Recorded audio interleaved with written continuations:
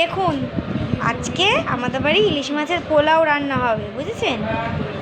তার মধ্যে এই দেখুন, চালটাকে ভিজিয়ে রেখেছি, তাতে ভাত দলা পাকাবে না এবং খুব সুন্দর ঝরঝরে ভাত হবে। আর এটা হচ্ছে গিয়ে মাছে নুন হলুদ মাখিয়ে রেখেছি। এবার চলুন তাইলে কিভাবে রান্না করা যায় দেখানো যাক।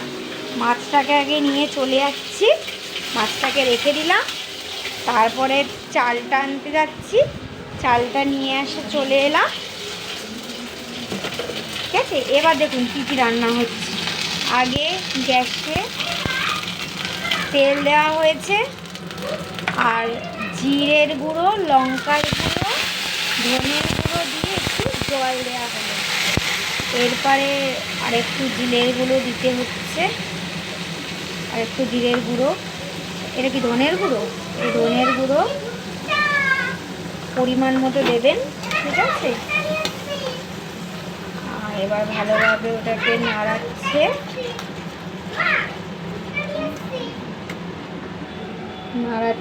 এবার কেটে ধুয়ে কাঁচা লঙ্কাগুলোকে চিড়ে রাখা হয়েছে, সেগুলোকে তেলের ওপর দিয়ে একটু নাড়াচাড়া করছি।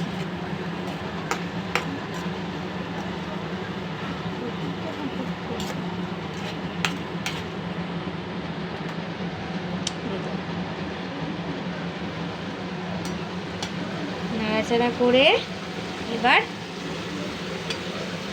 ইলিশ মাছগুলো যে নুন হলুদ মাখিয়ে রেখেছিলাম, সেগুলো ওই মশলার ওপরে ছাড়া হচ্ছে।